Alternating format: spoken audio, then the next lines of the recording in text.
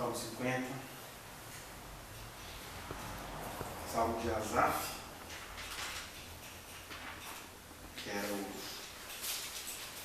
chefe dos cantores do rei Davi. Diz assim o Salmo 50: Fala o poderoso, o Senhor Deus, e chama a terra desde o levante até o poente. Desde Sião, excelência de formosura, resplandece Deus. Vê o nosso Deus e não guarda silêncio.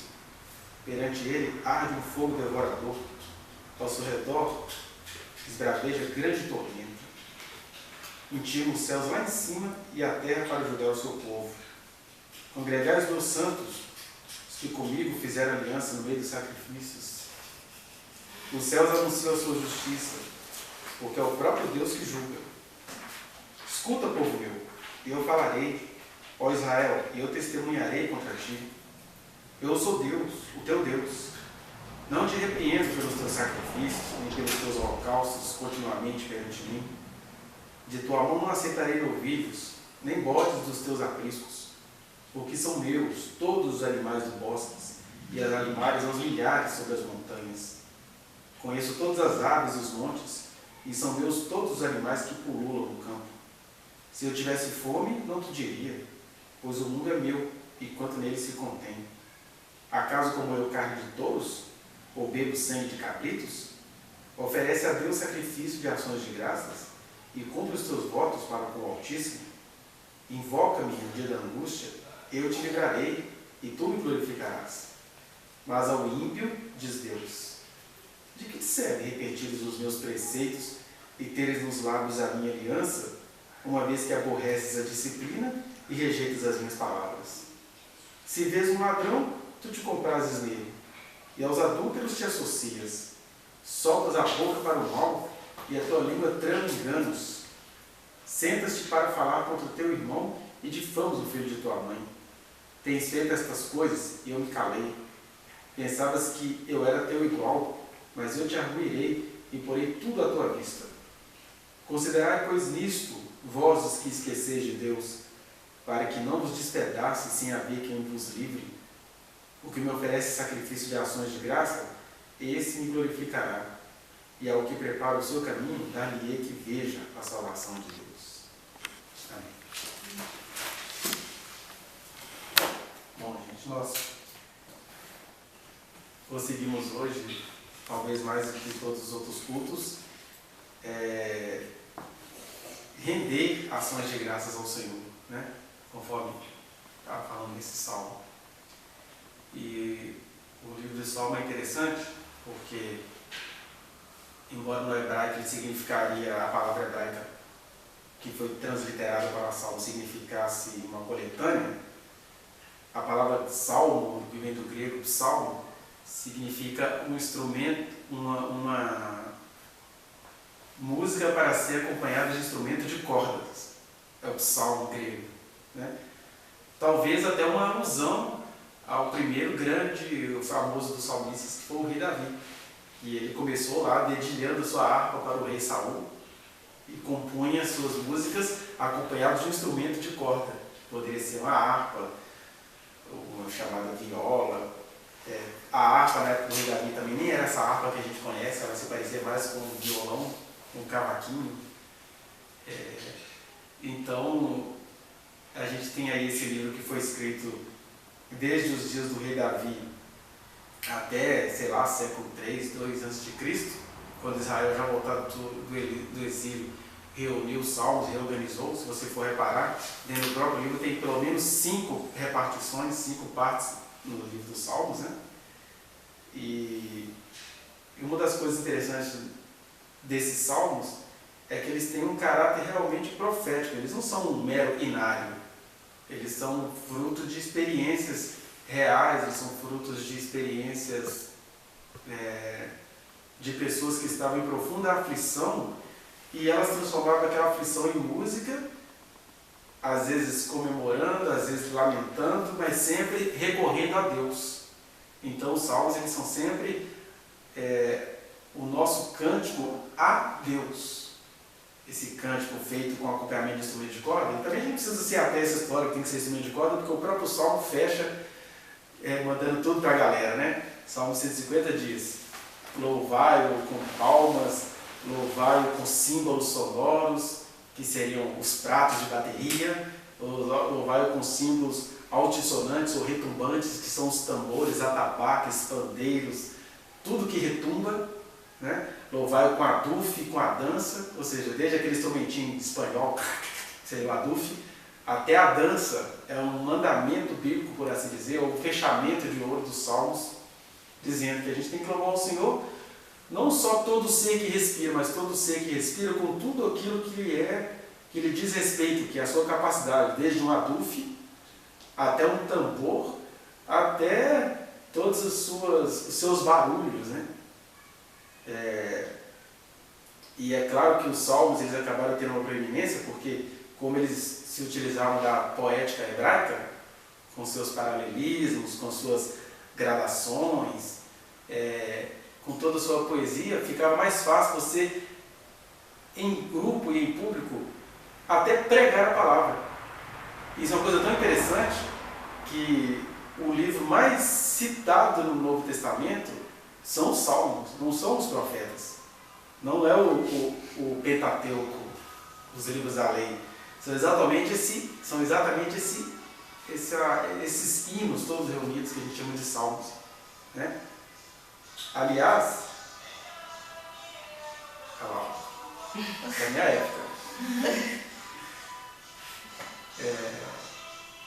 O Salmos, ele estava dizendo, né, que ele é o mais citado no Novo Testamento, e as grandes doutrinas que a gente crê na graça do Senhor, por exemplo, a ressurreição, elas foram tiradas dos Salmos. Nem foram tiradas muito dos profetas, não. Foram tiradas dos Salmos, como o Salmo 22, que vai falar que Deus não ia permitir que o seu santo fosse terminado e que nem terminasse em corrupção. Foi lendo uma musiquinha dessa, do rei Davi, que o pessoal fala, olha aqui a prova de que Jesus não ia se corromper, ou seja, ele não ia se apodrecer, ele não ia voltar ao pó, porque ele não veio do pó, ele não tinha que voltar ao pó. Ele não ia se corromper, ele iria ressuscitar. Então, foram dessas musiquinhas que a gente tende a não valorizar, que foram tiradas essas palavras proféticas. Por isso que o Salmo também muitas vezes é visto como sinônimo de profecia, sinônimo de pregação, sinônimo de intuição de coisas eternas. Eu acho interessante isso porque quando eu congregava numa igreja convencional, o pastor da última igreja onde eu congreguei, ele tinha essa coisa bem acadêmica de dizer assim, o que a Bíblia fala muito, nós vamos falar muito. O que a Bíblia fala pouco, nós vamos falar pouco. E o que a Bíblia diz nada, a gente não fala nada. E ele tinha essa máxima para ser aquele homem correto dentro dos seus ensinos. E aí eu lembro uma vez que a gente estava tendo umas conversas pessoais, ele sempre levando essas conversas pessoais como afronta, e não era afronta, era tentativas de pensar. E aí esse pastor olhou o meu exercício de pensar como uma afronta. Porque eu disse para ele, olha pastor, então a gente está muito frito, né? Porque olha o que a gente se baseia, por que essa igreja está em pé? Baseada em letra de música. A música diz que o teu santo não acabará em corrupção. Aí a gente tirou disso aí a história da ressurreição. A Bíblia fala pouco disso, fala quase nada, né? E a gente prega tanto sobre isso. A gente vai ficando meio irritado, meio bravo. Mas é para brincar com isso, porque o Evangelho sempre nos convida a isso. Ó. Pode sair da sua normalidade de pensamento. Quando o seu pensamento está muito normalzinho, pode confrontá-lo na luz de Jesus. E aí até essas dinâmicas, que o livro mais utilizado no Novo Testamento são os Salmos. Até mesmo na carta aos Hebreus.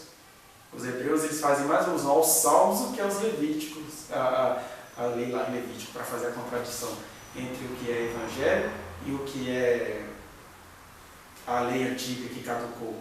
Né?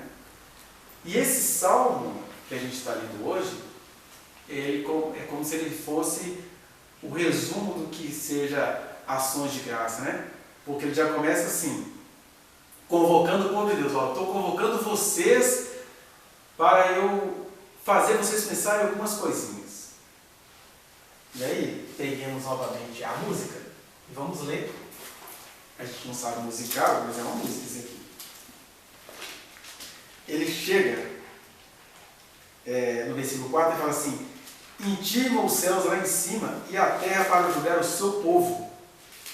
É uma coisa interessante que o núcleo do versículo, da música toda, é convocar a gente a oferecer a Deus sacrifício de ações de graça. E a ação de graça já começa aí. Olha, você só vai saber oferecer um culto a Deus, uma ação de graça, quando você souber que o povo de Deus sempre tem de estar disposto, o povo de Deus sempre tem de estar disposto a aprender do Senhor. É uma frase que vai se repetir muito em Provérbios, né? Vai dizer: filho meu, inclina os teus ouvidos, dá-me o teu coração, faz a sabedoria o teu colar, busca a sabedoria, ou seja, crie conhecimento acerca de mim, da minha pessoa, de quem eu sou, para que você possa adquirir essa humildade. E ele está dizendo que os céus e a terra são intimados por Deus para julgar o seu povo. E ele fala assim: congregai os meus santos que comigo fizeram aliança por meio de sacrifícios. Já começa uma frase irônica, né? Olha, vocês fizeram alianças comigo por meio de sacrifícios. E vocês estão muito felizes com o que vocês têm. Para a gente isso é problema resolvido. A gente fala: o sacrifício cessou em Jesus. Mas nós criamos outros sacrifícios. E é interessante porque o ser humano, por ele ser criatura, por ele ser um ser que teve um surgimento no tempo e no espaço e vai ter um fim, ele é um ser por natureza grato. O problema do ser humano está em se relacionar com o Deus que o criou, porque desde que a gente já nasceu carregando em nós a maldição de termos conhecido o bem e o mal e ficando mais apaixonados pelo mal do que pelo bem, que a oferta da serpente foi essa: como Deus sereis conhecedores do bem e do mal. Então Deus está mentindo para vocês. Aí a gente já nasceu condicionado nessa ontologia, né? Que é assim: você já nasce desconfiado de Deus. Qual que é a crise de todo ser humano que teve algum contato com Deus? É ter que desacreditar de Deus. Então o normal é o ser humano desconfiar de Deus. E o normal é o ser humano confiar em tudo. Nós somos gratos a tudo. É engraçado quando você vai vendo como que movimentos sociais funcionam como religião, porque são pessoas que elas se orgulham de serem ateias porque elas fizeram um exercício mental e aí elas não acreditam em nada, mas elas acreditam na luta que elas estão travando, elas acreditam na ciência, elas acreditam na materialidade das coisas, elas acreditam na matéria, daí o materialismo histórico, dialético, que num mundo que não foi batizado com o Espírito Santo, eu concordo plenamente com essa visão. Num mundo materialista não é que a gente percebe materialista é o que vale é o material visível, é o que a gente faz aqui, ó, na horizontal. Não tem esse negócio de ficar buscando verticalidade. A questão é que num mundo onde Deus não se revelou, você pode achar isso muito feio, mas é real.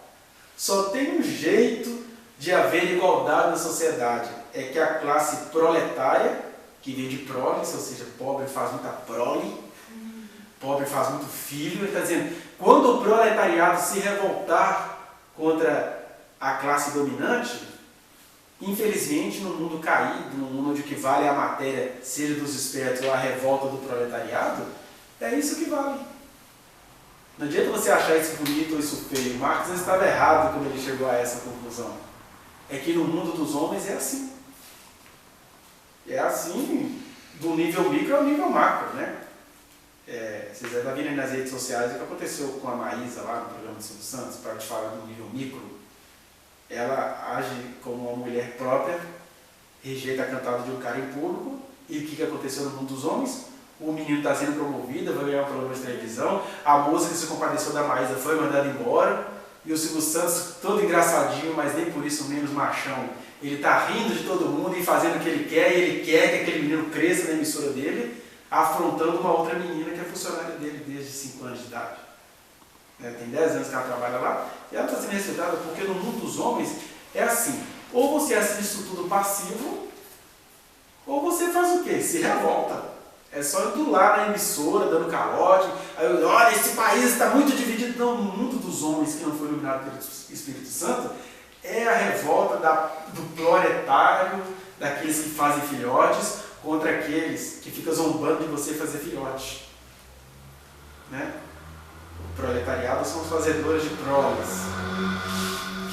Então, isso no mundo que não foi iluminado pelo Espírito Santo. E estou dizendo isso porque sempre que a gente estiver lendo a palavra do Senhor, a gente tem de se lembrar disso, para a gente se compadecer disso e não ficar com essas críticas baratas de quem explora. Porque o grande orgulho de Jesus foi dizer isso: olha, o Evangelho foi pregado aos pobres, querendo convidar vocês a se compadecerem dos pobres, a se compadecerem junto com os pobres e a perceberem que todos nós temos a nossa própria pobreza. E por isso o Evangelho tem de nos alcançar. Eu sou pobre, eu moro nessa casa aqui de aluguel, qualquer hora dessa eu posso sair daqui para um gafofo. Né? Porque a nossa condição ela é totalmente inusitada. Creio em Deus, mas nem sempre Ele vai me livrar da minha realidade presente. Por isso que eu não posso criticar aqueles que fazem essas leituras num mundo macabro, num mundo onde as pessoas conhecem o bem e o mal e amaram o mal. Às vezes você vai ter que ir para revoluções mesmo. Né? Então, o Salmo chega e fala assim: por causa dessas questões todas, o chamado povo de Deus, o povo que Deus escolheu, ou o povo que se percebeu iluminado por Deus, eles acabam sendo chamados para se enxergarem. Porque a gente ficou orgulhoso com os altares que a gente ergueu no decorrer da história. Aí eu estava dizendo, as pessoas elas têm uma facilidade de acreditar em tudo. Na eficiência científica, uma das coisas que as pessoas mais idolatram é o amor, né? O amor ocupa o lugar de Deus. Você tem ações de graça para tudo. Skank tem uma música aí sobre futebol, uma música boa que fez sucesso na Copa de 98. Você tem funks que ficam elogiando rabetão, o movimento que se repete. Deixa eu ver o que mais. Tem música sobre o batido do timbale, aí fica cantando aquilo 15, 20 minutos. São as ações de graças que são comuns do ser humano fazer. Né? E você tem músicas que enaltecem as vibrações da intimidade, né? O momento que eu te beijei foi melhor do que eu imaginei, se soubesse eu tinha feito antes. Quer dizer, você faz uma música sobre esse momento. E isso faz sucesso, porque é isso que está na rotina das pessoas e não tem nenhum problema que seja assim. Quem não quer beijar a pessoa? Ou aquela música que exalta a indignação, toma aqui os R$50. Ou aquela música que eu ia falar do rock, metal, rock. O cara fica cantando rock. Uma música que exalta o rock. Come on, rock, come on, never stop. Né? O cara faz isso. Aí, quando é para poder louvar ao Senhor, a gente trava. Começa com todas as perguntas. Não louvar ao Senhor por quê? Por que você não pergunta por que louvar o rock? Por que você não pergunta por que enaltecer a batida do martelo? Por que você não pergunta, né? Eu não sou a favor de que se acabe com o funk, não, porque tem que acabar com a humanidade. Eu sou a favor de que se acabe com a humanidade, mas isso uma hora vai acontecer. Então, enquanto a humanidade não acaba, eu sou contra acabar com o funk, porque você tem músicas sertanejas horrorosas, você tem música evangélica escracho, até que agora parou um pouquinho de tanta crítica que recebeu, né? Mas tinha músicas que eram, né? Eu quero ver o fogo do céu descer, e fica cantando isso meia hora do fogo do céu caindo. Tinha uma época da chuva, né? Que foi de 2002 a 2006, mais ou menos. Congresso de chuva, derrama Shekinah, e é nuvem, chuva, e aquele negócio aqui tem que chover em rede nacional. Eu falei, Jesus, liberta a gente dessa chuva. Aí os ministérios que cantavam chuva ficaram todos ricos e foram cada um se desintegrando, ficaram algumas figuras isoladas aí. Fernandinho, André Barradão. E que quando você olhava para isso, né, era mais a ação de graça ao evento do que a Deus mesmo. Porque as pessoas iam para um show, me lembro disso, você ia com a moçada para um culto no Getsemane, veio, por exemplo, o David Keelan cantar uma música sobre fogo e glória durante 55 minutos cada música. E de repente a igreja estava toda no chão, todo mundo lá no fogo e glória, todo mundo surtado, todo mundo longe, em nome de uma música que se utilizava, querendo ou não, tendo consciência disso ou não, os elementos que se utilizam para isso são elementos até das religiões que o crente critica, que são aquelas repetições das iokas mais tradicionais, indianas, aquelas repetições constantes, como Hare Krishna, Krishna Krishna, Hare Hare. O problema é que você vai cantando fogo e glória, glória, fogo, fogo, fogo, glória e glória, até o pessoal surtar, mostrando que a repetição, psicologicamente falando, tem um poder sobre o seu cérebro. Repetições espontâneas, cotidianas do dia a dia, fazem parte até da nossa humanidade. Tanto é que quando você está brincando com as crianças, o primeiro fator que tem é repetição. Você vai cantando, vai falando, vai emitindo louvores, até quando você está brincando com um animal. Né? Tem gente que brinca com o animal e o louvor vai surgindo e às vezes surge até coisas assim, palavrões e xingamentos, mas aquele xingamento que vem com forma de prazer. Né? Porque o ser humano, ele, em si mesmo, ele rende algum tributo a alguma coisa, porque é próprio do ser humano render louvores a alguma coisa. Não é próprio do ser humano render ações de graça ao Senhor. Render ações de graça ao Senhor, você tem que fazer um exercício, mas os Salmos nos convidam a pensar assim, olha, quem conhece o Senhor vai até fazer salmos acerca da doutrina. Quem conhece o Senhor vai começar a salmodiar, vai começar a adorá-lo espontaneamente. Quem conhece o Senhor vai começar a fazer algumas trocas. E ele nos convida a pensar em algumas trocas aqui. Primeiro ele chega aqui no versículo 8 e diz assim, no verso 8, né? Não te repreendo pelos teus sacrifícios, nem pelos teus holocaustos continuamente perante mim. Ele está dizendo, não estou xingando vocês pelo culto de vocês. Não estou xingando vocês ou chamando a atenção de vocês porque vocês sabem compor música, porque vocês sabem ler Bíblia, porque vocês sabem ouvir uma pregação. Não. Mas aí, para aquele povo que vivia dos sacrifícios de animais, ele fazia isso, eles são tão bobinhos, a partir do versículo 10. Isso tudo que vocês me oferecem já é meu. Vocês acham mesmo que eu sou chupa-cabra? Que eu bebo sangue de boi? Isso tudo eu fiz apenas como uma graça para me comunicar com vocês, já que é assim que vocês veem a vida, que a divindade precisa de um sacrifício. Tem até um versículo lá em Hebreus, onde o escritor da carta, ou a escritora, fala assim que tudo na lei era ofertado por meio de sangue, e sem derramamento de sangue não há remissão.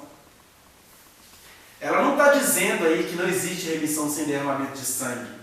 Eu já vi pessoas, até muita gente que eu admiro, pegando esse texto para dizer assim, olha, não sabemos porquê, mas Deus gosta de sangue, está na Bíblia. Sem derramamento de sangue não há remissão. Não, ela está fazendo uma frase até meio sarcástica com o sacrifício de Deus, dizendo assim, Jorge, lá na antiguidade era assim. Era sangue para entrar no templo, era sangue para sair do templo, era sangue para sustentar o sacerdote, era sangue para ser recebido nos cultos. Aquilo lá, sem derramamento de sangue, não tinha remissão. E aparentemente Deus até concordava com isso, né? Porque Deus pega um povo que sacrificava animais e institui aquelas regras. Aí Deus está dizendo aqui no Salmo, se você for reparar, ele está dizendo, vocês estão achando mesmo que eu preciso de sangue para viver? Vocês estão achando mesmo que eu sou um Deus carente de animais, que é o que vocês me oferecem? Tudo que está na terra é meu. E eu não como sangue. Aí a pergunta é, mas então por que tem esses sacrifícios no nosso meio? Aliás, Deus deu um jeito de acabar com o sacrifício, né? Já disse aqui em outros momentos que desde que o templo foi demolido, incendiado, invadido, sei lá o que aconteceu no ano 70 AD, sei lá, uns 30, 40 anos depois que Jesus foi assunto ao céu, o sacrifício cessou. E aí nós temos aí uns 2017 anos que os judeus estão pensando que eles vão voltar a sacrificar. Aqui a gente está dando umas beliscadinhas, né? Tem umas igrejas aqui no Brasil que já está levando o cordeiro para o culto. Sério. Eles estão doidos para matar, mas eles não têm coragem, eles estão brincando para ver se é opinião. Mas como o brasileiro ele é muito enfeitiçado, porque você junta a herança judaica de sacrifício com a herança afro de sacrifício de animais, então a gente fica doido para alguém matar um cordeirinho, mas já tem gente matando um cordeiro escondido aí. E evocando Israel, porque o sacrifício vai voltar, mas na verdade o sacrifício não vai voltar. Na verdade, o que a profecia diz é uma outra coisa. Quando eles falam assim, vamos sacrificar de novo, alguém, que a profecia chama de anticristo, vai profanar o altar, como um tal de Antíoco Epifânio fez, sacrificando uma porca no altar. Querem sacrificar? Traz o que tiver aí. E isso faz parte do mistério divino de, ao mesmo tempo, salvar Israel e zombar do povo de Deus com esse tesão por sacrifício. Por que eu acredito que eu tenho que ficar oferecendo a Deus bicho inocente? Né? Mas, até tirando sacrifício, a gente todo dia vive de bicho inocente. Né? Da gelatina que você come até as melhores refeições que você fez hoje, é tudo carnificina, sacaneado da pior maneira, porque é visando ao lucro. Esses sacrifícios que Deus está criticando aqui, nem ao lucro visava. Tinha aquela coisa que a gente herdou lá dias do dilúvio, de matar bicho para sobreviver. E aí a gente sofisticou isso, a gente tempera a comida, né? Então, mas se você comer aquela comida temperada, você tem que matar milhares de bichos para consumir 30% daqueles milhares que foram mortos. Mostrando assim, maldição é maldição mesmo, né? Porque o Senhor nos salvou, mas a maldição ela está aí, rondando, nos envelhecendo, nos colocando câncer, nos acabando com os estômagos, meus cabelos brancos, tudo tem a ver com maldição de comida. Aí Deus fala assim, apesar disso tudo, quem é que pediu o sacrifício de vocês? O máximo que vocês podem fazer no mundo onde o sacrifício não tem jeito, é render a mim ações de graça, dizendo, Senhor, no meio do pior, eu consegui me alimentar. Aí eu tenho que dar graças ao Senhor. Senhor, o mundo não presta, mas no meio de um mundo que não presta, o Senhor me deu uma iluminaçãozinha pequenininha que já me faz saltar dessa escuridão. Aí ele nos convida a pensar nisso, que os nossos cultos não valem nada para ele, e isso nem adianta ficar aqui detalhando, que todos nós aqui sabemos disso, não temos nenhum neném aqui acerca disso. Nós já sabemos que o Senhor não vive de culto. Mas o que eu quero chamar a sua atenção é para essa parte, quando ele vai dizer que depois de ele fazer esse sarcasmo com o sacrifício de Israel, olha, isso aqui é 1000 antes de Cristo. 1000 antes de Cristo. Ele chega no versículo 12 e fala assim, se eu tivesse fogo, eu nem te diria, pois o mundo é meu, quanto nele se contém. Acaso como eu carne de touros? Ou bebo sangue de cabritos? Oferece a Deus sacrifício de ações de graças e cumpre os teus votos para com o Altíssimo. Ele está dizendo, olha, quer cumprir voto? Quer fazer culto? Eles estão muito preocupados com o sacrifício. Só tem um jeito de cumprir o voto com o Altíssimo. Voto é uma palavra que lá na sua raiz vem de uma coisa que é voluntária, disso que eu estava falando, que a gente pega o cachorrinho, brinca, faz musiquinha para ele. Né? Podia cantar para vocês aqui pelo menos umas 5 músicas que a Sônia fez em espontaneidade. Ela é boa fazendo isso. Eu pego alguma musiquinha e vou transformando ela em outras paródias, assim, mas a Sônia ela cria música. Aí eu falei assim, quando a gente era recém-casado, ela fez muitas músicas para mim, coisas de livro de louvores mesmo. Aí depois ela fez musiquinhas para a Brenda, eu fui ficando para trás. Depois ela fez músicas para o Kelly, fez músicas para a Kézia, agora ela faz músicas para a Brenda. Já fez para o Bob e agora é a Branca. Mas continua fazendo músicas para outras coisas, né? E quando fala música, não é só música não. Às vezes eu estou aqui preparando uma comidinha, e geralmente é a cachorro que está perto. Aí você começa a conversar com a cachorro em sétima, né? Você é uma mulher branca boa! Você é uma ridícula, olhando pra mim! É isso que a Bíblia chama de salmodiar, que você vai falando bobeira com nada. Tá vendo? O ser humano é assim. Aí você fala em sétima, ela fica olhando para você com aquela cara e tudo, e aí dependendo do tom do salmodiar que você está emitindo, ela já sabe que vai sobrar para ela ali. Para você ver, isso é natural da gente. mas a gente tem uma prisão de ventre espiritual quando a gente tem de ser grato ao motivo de toda a nossa gratidão, que é o Senhor Deus, que se pessoalizou em Cristo Jesus. Aí a gente trava. Aí ele fala assim, olha,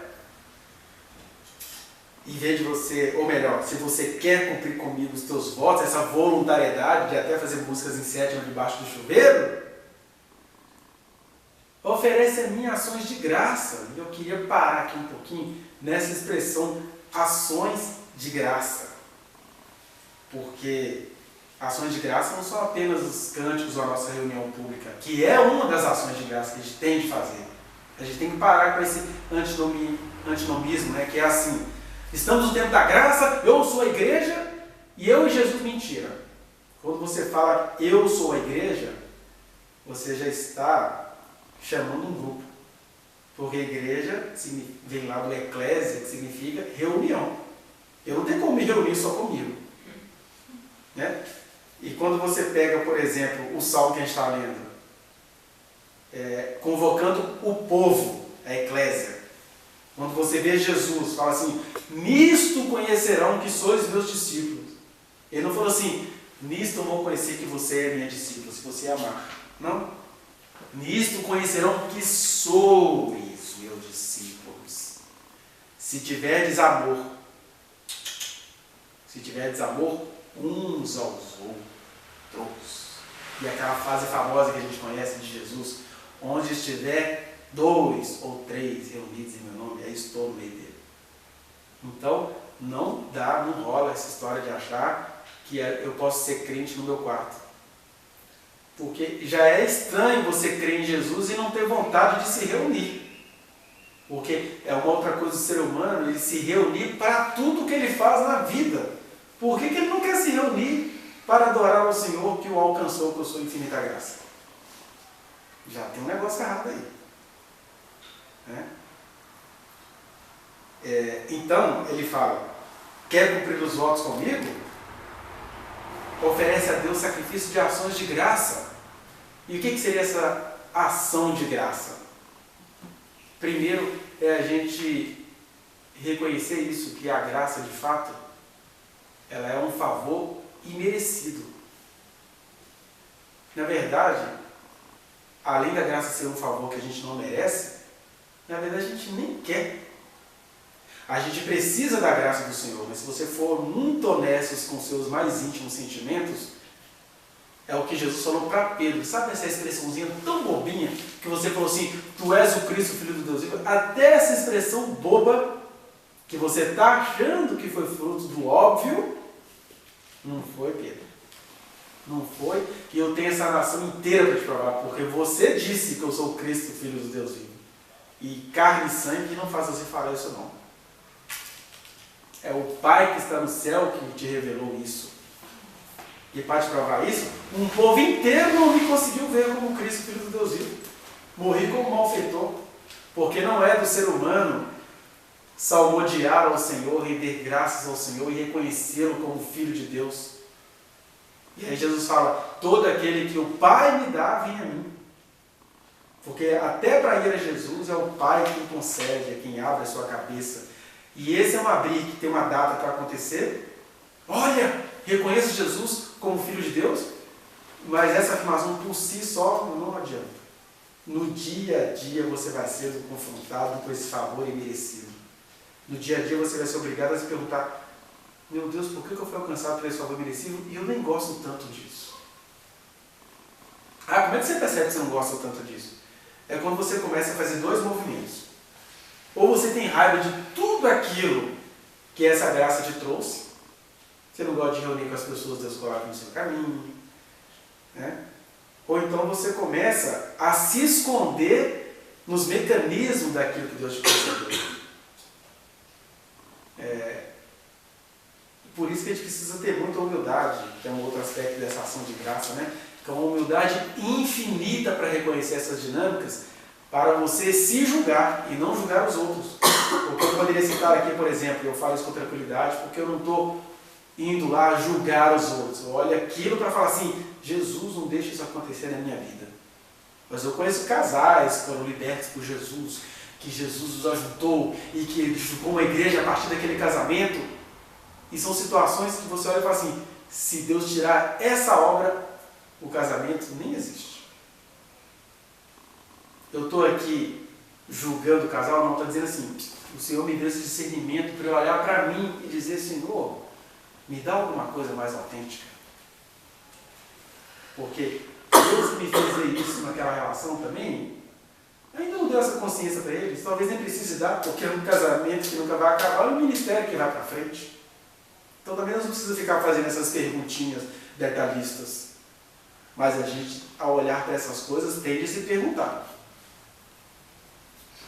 Aí eu estava dizendo que a gente tem raiva da graça de duas maneiras. Ou rejeitando tudo aquilo que Deus nos deu, ou se escondendo naquilo que Deus nos deu, que é isso. De repente você é um cara que se torna um pregador eminente.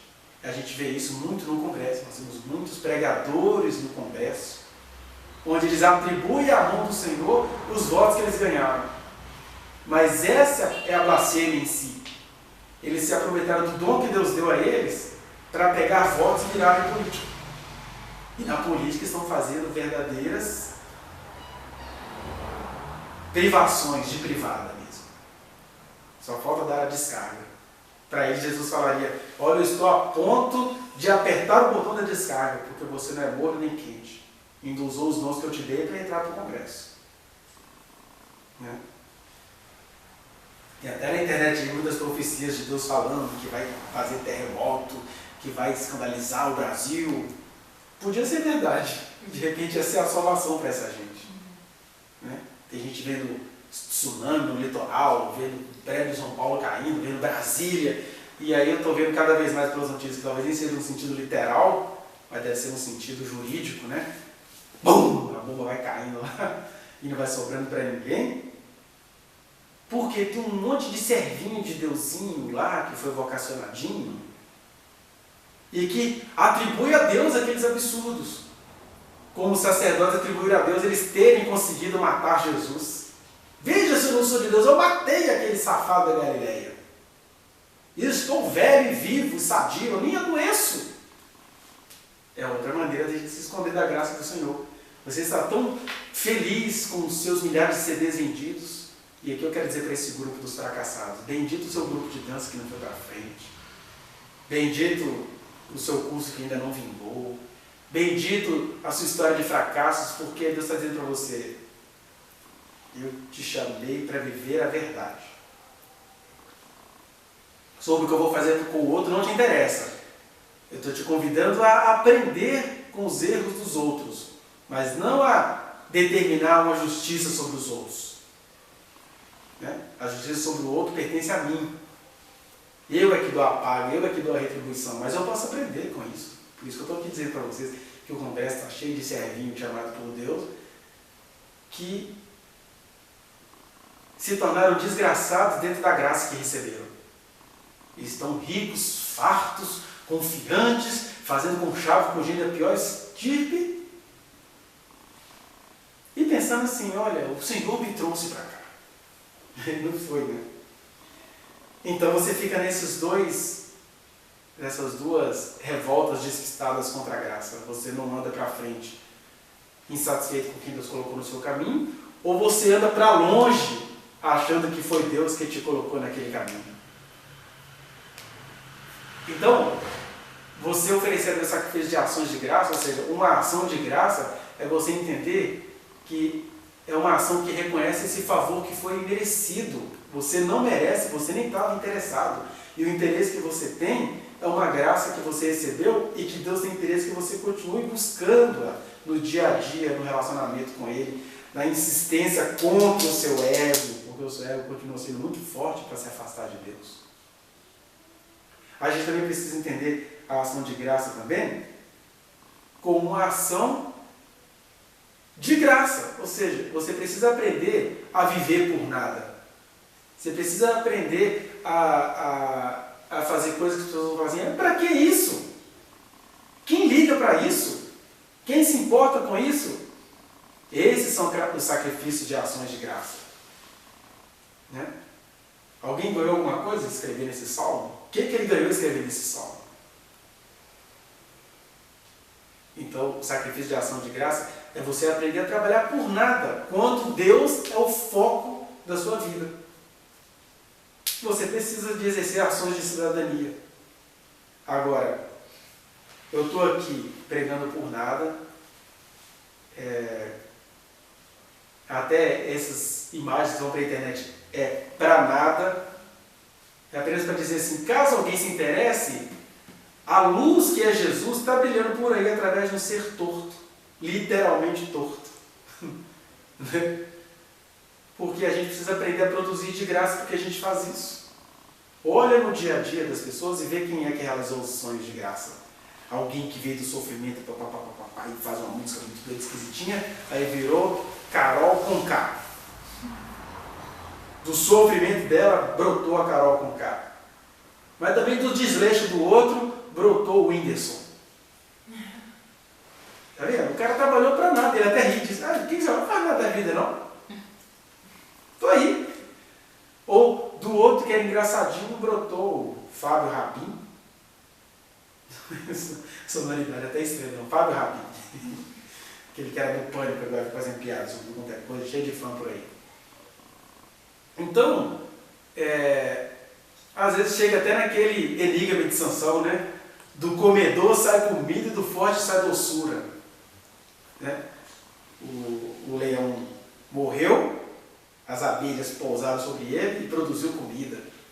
E o pior, ele era valentão do Levi, saiu doçura.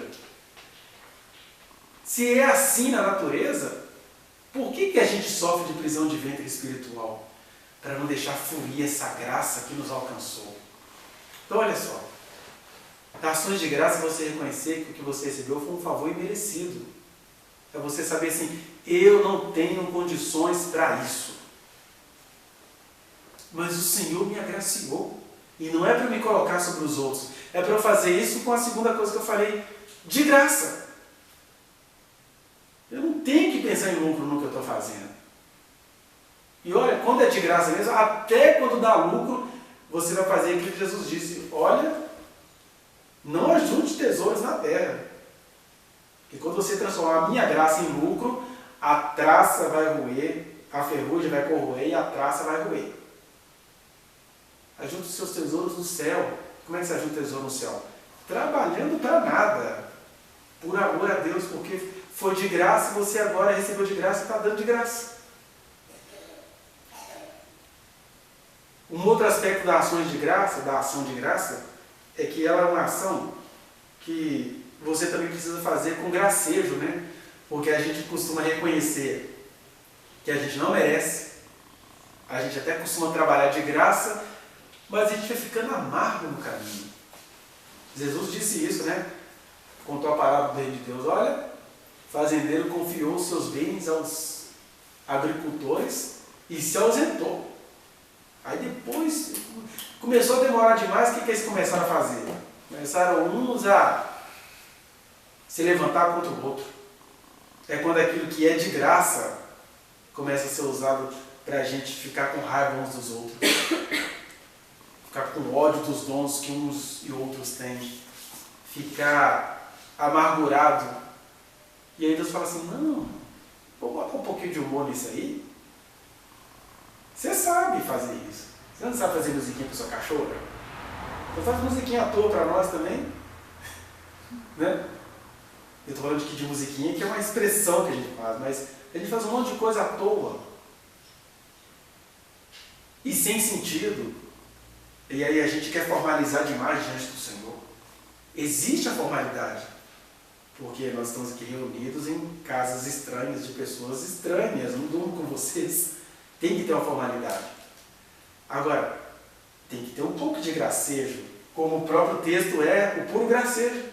O cara faz um salmo tão rigoroso quanto debochado. Vocês estão achando que eu sou chupa-cabra? Se eu tiver com fome, eu pego dali do meu galinheiro. O que você está achando que você está fazendo algum favor para mim trazendo galinha, não sei da onde? Ou seja, é rigoroso e por isso mesmo é cheio de gracejos, é cheio de alegria, é cheio de espontaneidade, é cheio de criatividade, é cheio de loucura. Claro que eu não vou ficar fixado na ideia do loucos por Jesus, cheirando Bíblia. Mas eu preciso ter um pouquinho de graça nessa vida. Porque Deus é engraçado. O Deus que você louva criou aquele babuíno com aquela bunda rosa. Que quando está no cio, todo mundo fica sabendo o que está acontecendo. Criação de Deus. O Deus que te criou, que te deu graças, que te deu graça, que te deu gracejo, te deu, apesar da terra ser amaldiçoada, você vê cada coisa que você ri, né? Deus é muito bem-humorado. Para fazer certos bichos e certas pessoas, Deus é muito bem-humorado. Como é que eu vou ficar apavorado com Deus desse e amargurado com Deus desse? Então, ações de graça, você perceber isso, o mundo está acabando, mas eu estou rindo. Não é porque eu sou doido, não. É porque eu consigo ver no meio da maldição inevitável a imagem de Deus, inclusive uma imagem muito engraçada, porque isso aqui é a coisa mais engraçada do que um universo imenso desse, que você não consegue ver nada. Isso aqui que você vê aqui não é nem a galáxia, é a Via Láctea. Um pedacico. E Deus se ocupou dessa coisa que eu não posso falar nem que é titica, que titica é muito visível. Deus se ocupou desse nada. E se a Terra é um nada, se ela nem aparece na fotografia da galáxia, imagina a gente não existe. Um Deus que faz isso, ele é muito engraçado. E ele está te convidando a ser muito bem-humorado e muito cheio de amor para dar a vida fora. Vida fora. Então, você render a ele ações de graças é você ter esse humor. Esse humor que você consegue rir nas piores situações, porque é esse humor que vai fazer você não se entregar à coisa real e horrível que está acontecendo na sua frente. Você consegue encontrar a vida até mesmo no meio de uma situação opressora, como um campo de concentração. E por fim, a gente render a Deus ações de graças está aqui no versículo 16. O 15 diz assim, ele fala assim, cumpra os teus votos para com o Altíssimo. Ele dá um exemplo. Invoca-me no dia da angústia e eu te livrarei e tu me glorificarás. Olha só, como é que não tem um gracejo aí? Deus nos chamou para confiar nele no dia da angústia.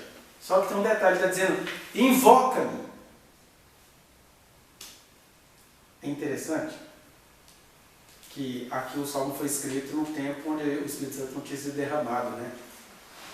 Então, a gente tinha que invocar, chamar a voz de Deus para dentro. Agora, uma vez que o Espírito Santo foi derramado sobre nós, a gente por vezes até tem que evocá-lo, né? Que o mesmo Espírito testifica com o nosso Espírito que somos filhos de Deus. Então você precisa entender o seguinte, olha, Deus ele não só está presente, ele está aqui. Isso não é Tsechonoye, que fala assim que você é Deus. Não, Deus está em mim, mas eu não sou Deus. Agora, Deus cometeu esse absurdo, esse gracejo, essa coisa engraçada de habitar em mim e transmitir uma palavra com todos os meus trejeitos, com a minha limitação, com a minha incompetência. Deus confiou numa coisa nada confiável. Você quer coisa mais engraçada do que isso? E aí por isso ele fala, por isso meu filho, não esquece, a angústia visitou a sua casa, invoca-me. Ah, mas eu invoquei, não deu em nada. Só isso, só invoca. Cumpre o teu voto. O teu voto é porque eu habito em você e você deveria perceber que a graça é essa. A angústia te visitou, você tem que me invocar. E ele fala, versículo 16, mas ao ímpio diz Deus, de que te serves repetidos os meus preceitos e ter nos lábios a minha aliança, uma vez que aborreces as disciplinas e rejeitas as minhas palavras. É interessante o jogo poético desse salmo de Asaf. O Asaf era muito ousadinho, né? É o mesmo cara do Salmo 73. Assim, eu fui no templo, vi os ímpios prosperando, e assim, desisto. Mas quando eu estava pensando em desistir, eu me lembrei do Senhor. Aí esse cara, é o mesmo que escreveu esse Salmo 50. Ele fala assim: o ímpio, ao ímpio diz Deus. Quem é ímpio aí mesmo, nesse joguete gracioso desse salmo? Ímpio não é aquela pessoa que não conhece a Deus, não. Você vê que o salmo já começa assim: Deus faz os seus anjos e a terra inteira convocar o seu povo para uma audiência. E aí ele vai falando que, ó, vocês estão muito satisfeitinhos com o culto de vocês estão muito próximos, muito bonitinho, mas vocês são ímpios. Sabe qual é o sinal da impiedade de vocês? É que vocês repetem os meus mandamentos, vocês sabem cantar, vocês ficaram famosos com os dons que eu te dei, mas vocês se associam com gente do mal. Como assim me associar com gente do mal? Tem uma postagem que eu peguei hoje aí que resume isso. Ah, meu filho, você vai ter que escolher ou Jesus ou o Bolsonaro. Porque o Bolsonaro, ele se identifica como cristão. Olha o cristão. Ele é a favor de que todo mundo tem uma arma. E ele fala assim, que quando ele for presidente, ele vai acabar com as favelas. Um dia eu estava conversando com os meninos na escola que eu dou aula, que é uma favela. E ele está assim, você acha que o Bolsonaro vai o quê quando ele vai acabar com a favela? Ele vai ajudar a gente. Gente, o Bolsonaro odeia favelado. Na cabeça dele, favelado é sinal de vagabundo. Quando ele vai acabar com a favela, ele vai acabar com o favelado. É cristão. Aí quando você vê que o Bolsonaro é o segundo nas pesquisas e que 60% desse público, quando é de extrema direita, é crente, ao Salmo 50. Vocês se associam com gente do mal. Por quê? Só quem não sabe ser grato ao Senhor acha que tem que colocar alguém lá para botar uma arma na mão de todo mundo. Você está doido. No Brasil, mais imagina do que na guerra, sem arma permitida. Imagina com arma permitida. Né? E não vem comparar com os Estados Unidos não, porque lá eles têm uma outra história, uma outra cultura, e o país é muito indignado com essa arma na mão do povo. Eles não gostam não, e a gente quer trazer isso para cá. E você é cristão, agraciado por Jesus, fruto do amor de Jesus, que falava: eu não vim destruir as almas dos homens, eu vim salvá-las. Você quer uma arma para destruir, para resolver o seu problema, porque quem quer uma arma na mão só está pensando em uma coisa, em si. Ah, você fala assim, até o dia que alguém chegar lá e te abordar na rua. Olha, com certeza, se for abordado na rua, eu já fui, pelo menos 3 vezes, a raiva que te sobe é muito grande, porque dor é dor. Se você me der um bicudo na canela aqui, eu vou querer quebrar a sua cara, porque dor é dor. Mas isso tem prazo para acabar, até a hora que Deus fala assim: ops, não vai virar Caim. Você está vivo, porque você está querendo matar o outro. Aí o outro está morto. O que você vai poder fazer para ele viver? Parece banalização isso, mas não. Estou dizendo assim, não adianta você querer servir o mundo inteiro por quem já morreu. Quem morreu, morreu.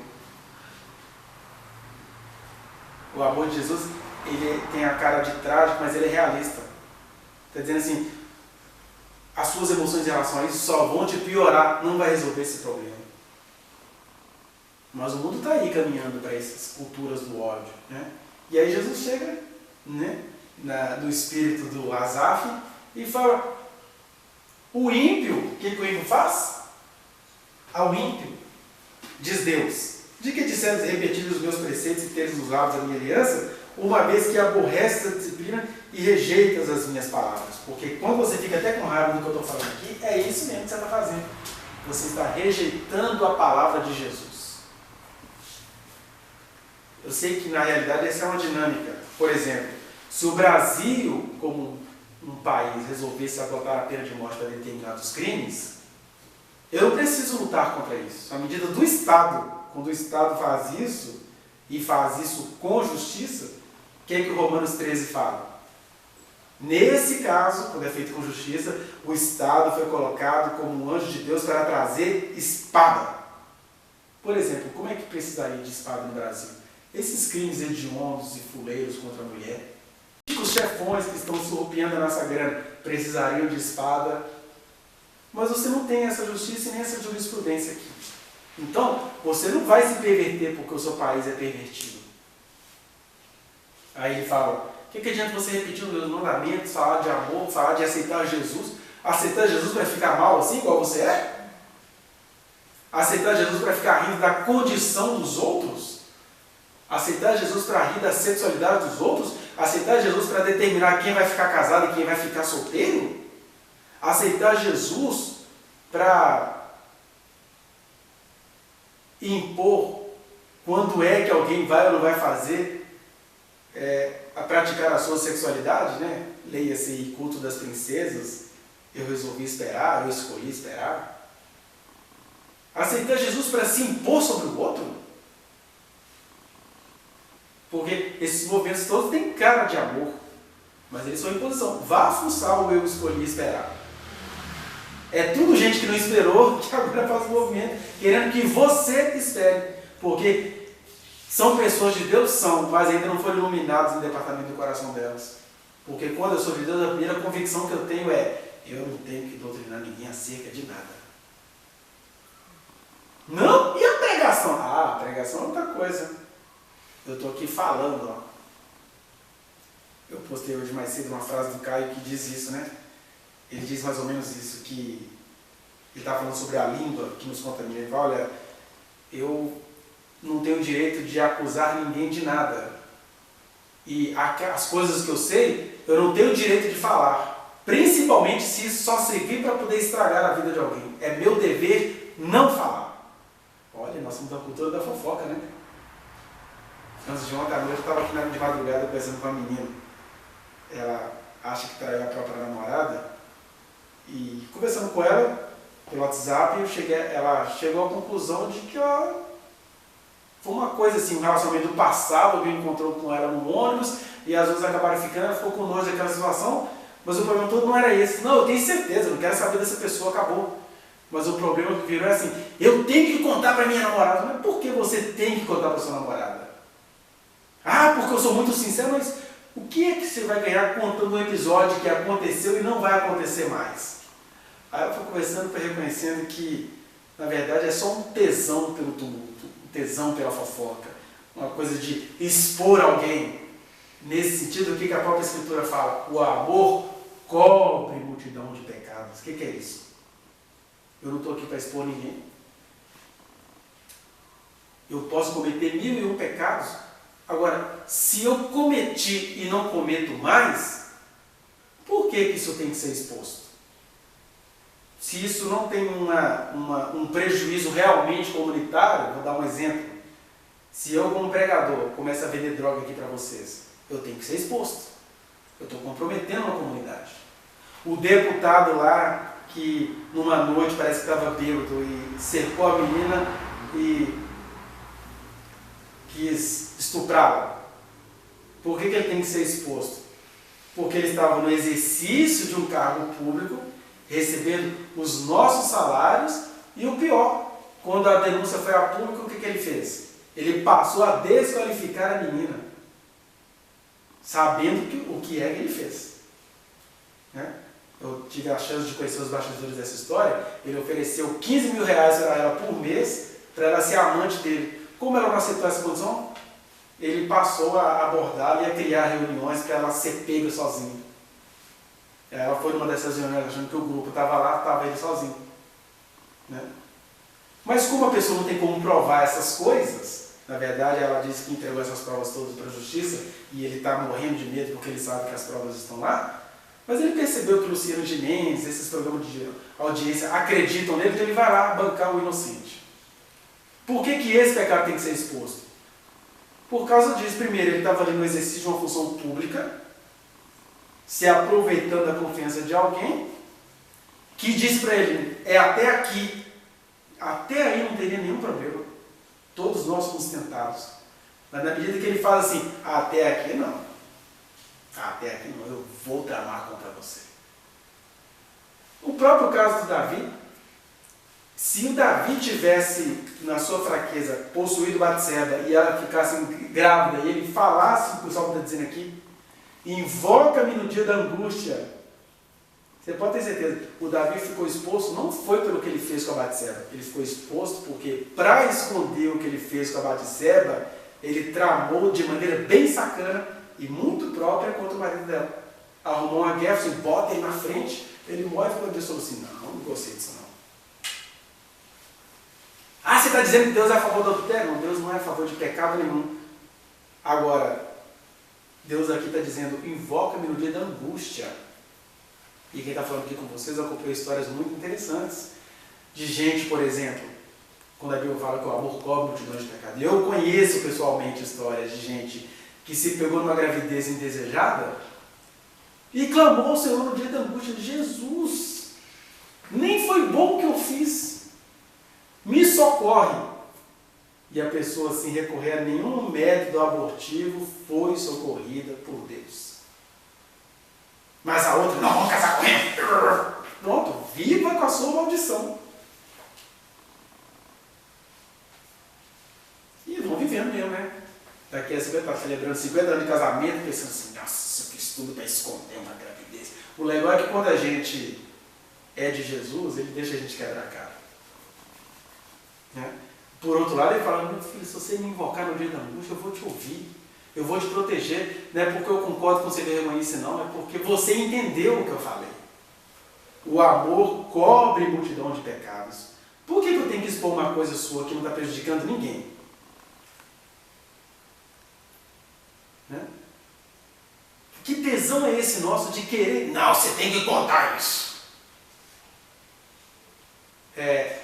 O que confessa as suas transgressões, ou melhor, diz o provérbio, né? O que esconde as suas transgressões nunca prosperará, mas o que as confessa e deixa alcança misericórdia.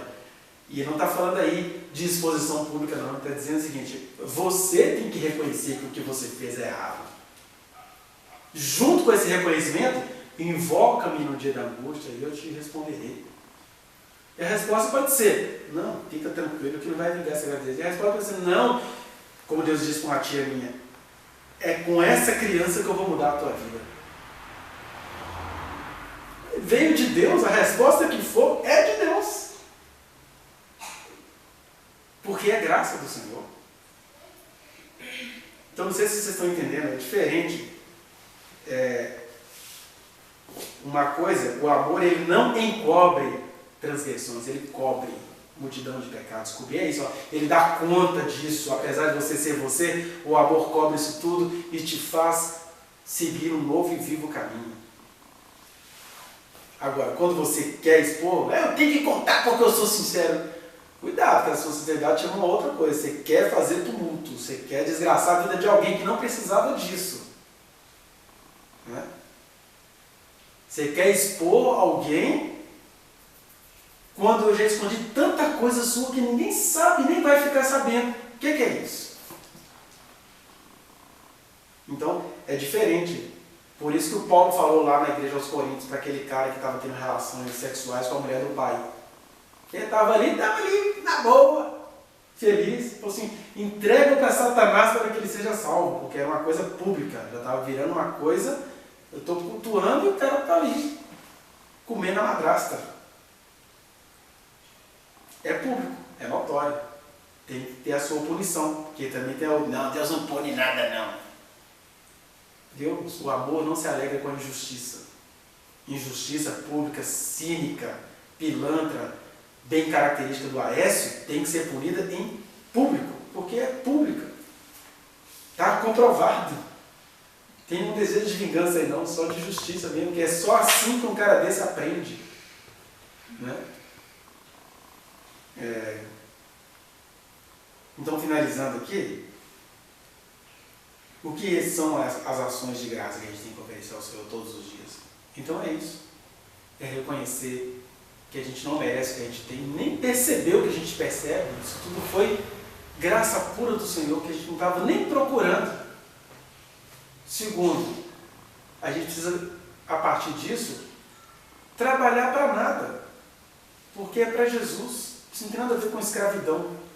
Isso tem a ver com que Ele vai aparecendo no meio do caminho, dizendo o que Ele quer e o que Ele não quer, e você vai seguindo só por alegria. Terceiro, Você tem que fazer isso com todo o seu bom humor. E bom humor não é seu engraçadinho, não é o tiririca. O bom humor é você também ter essa sagacidade santa de zombar, de sambar na cara do diabo com o diabo. E por fim, você render a Deus ações de graça é você ter esse compromisso de aprender com o erro dos outros, mas não ter prazer em expor ninguém. E ao mesmo tempo, expor aquilo que é justo. Porque algumas pessoas só entendem essa linguagem mesmo da exposição. E é isso que Deus está ensinando para a gente no dia a dia, no caminho. Então que o Senhor, porque quando a gente não faz isso, né, estava dizendo, nós somos infiéis, que a gente repete os mandamentos, mas a gente se associa com gente ruim. E olha como há formas muito sutis de você se associar com gente ruim, achando que é gente boa. Os Salmos têm essa característica de Jesus, né? Quem que ele está chamando de ímpio aqui? O povo de Deus. Primeiro ele convoca o povo de Deus e depois ele fala assim, os ímpios. O que é o ímpio? É aquele que conhece e não pratica, é aquele que sabe de Bíblia, mas só quer ganhar um dinheirinho em cima disso. E é aquele que vai pegar o que as pessoas querem ouvir e não o que elas têm de ouvir, ainda que elas não ouçam. Na verdade, já dizendo para vocês, eu nem prego para vocês, eu prego porque uma coisa vaza de mim e por amor a ele eu prego. E aí, como Jesus disse, ou Paulo disse, para uns é cheiro de vida, para outros é cheiro de morte, para uns é implicância, para outros é alegria. Para uns nós resolvemos uma situação, para outros, os caras ficam aí viajando, forçando o versículo. Bom, foi o que recebi do Senhor e também vos entreguei. E isso é graça. E isso é ações de graça.